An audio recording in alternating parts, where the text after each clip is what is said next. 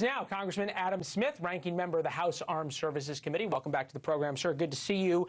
At what point do you think a strike on Iran would be justified? Well, I think it's difficult to say. I think it would be justified if Iran was really close to getting a nuclear weapon. And we've long looked at the intel on this. They've built a lot of different pieces of it.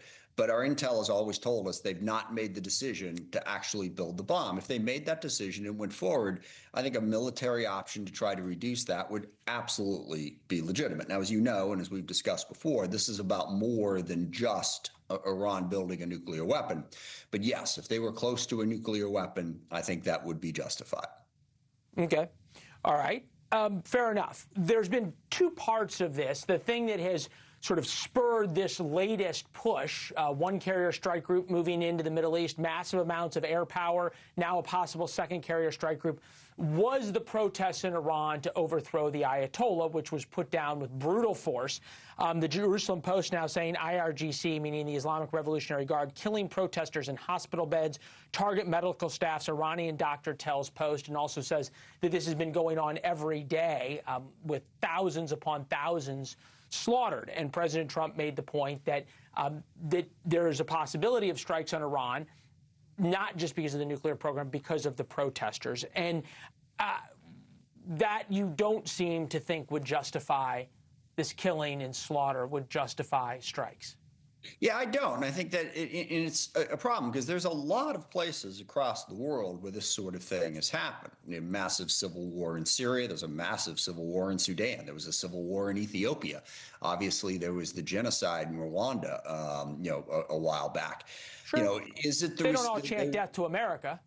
Yeah, there was a slaughter in Libya. Well, then you're raising a different issue. But if you're focused on the issue of whether or not the regime is killing, I'm focused on the triangulation. But you just brought up Libya. I think it's an important one because you had a guy who was a known sponsor of terror, although Gaddafi wasn't nearly as successful at it as the Iranians.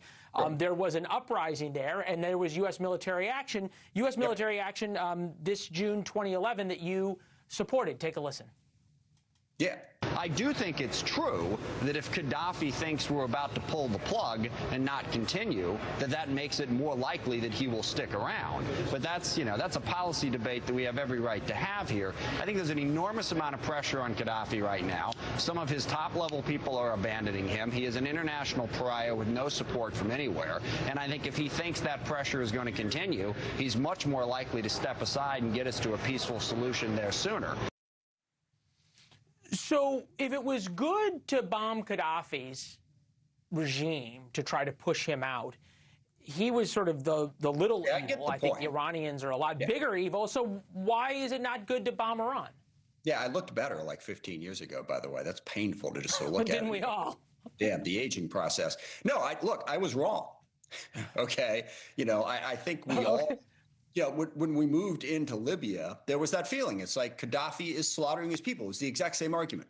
And, it was a compelling argument. We send the military in. We're going to fix this. All right. And we learned, it didn't really work out that way. Yes, we stopped Gaddafi from killing that particular group of people, but we've had a 15-year brutal civil war since then. Libya has become a major exporter of terrorists and all kinds of organized criminals that has destabilized the entire Sahel. I mean, you've got Burkina Faso, Mali, Niger, all of these regimes now under enormous pressure from groups. And part of it is, terrorists and guns and drugs being run through Libya. I was wrong. It was seductively simple. But Gaddafi, bad guy, get rid of him, something better will follow. We learned that's not the case. So I learned from that regime change is seductive, but it also leads to much bigger problems. And Iran is a much more powerful country than Libya. All right, they're going to fight back. And I would give you... Yeah. Thank you for watching. Subscribe below and download our NewsNation app right now on your phone, and you will get fact-based, unbiased news for all Americans.